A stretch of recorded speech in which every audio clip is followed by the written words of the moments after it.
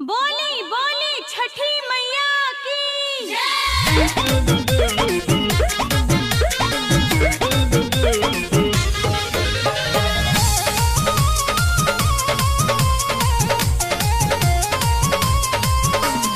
Ambe recording studio Delhi.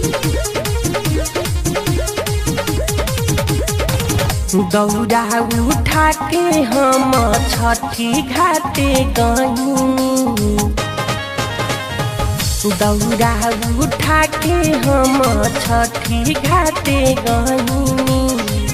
नागिन छाप पारा का अपना हाथे बजाई, लूटी से जहल सूती के सारी भौज डाटा तारी। गलती भइल हमारा से भारी भौज डाटा तारी। बोली बोली सूर्यदेव भगवान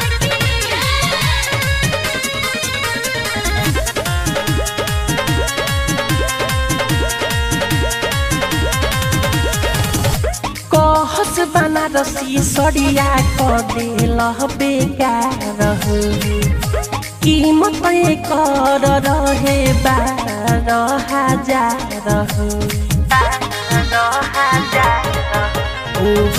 कहस बनारसी सड़िया क देल बेकार हो, कीमत कर रहे 12,000 हो। मुहावा फुलाली हली ओठ बीच डाली हली, गईनी महना के हम हारी भौज डाटा तारी। गलती भइल हमारा से भारी भौज डाटा तारी। प्रेम से बोली छठी मैया की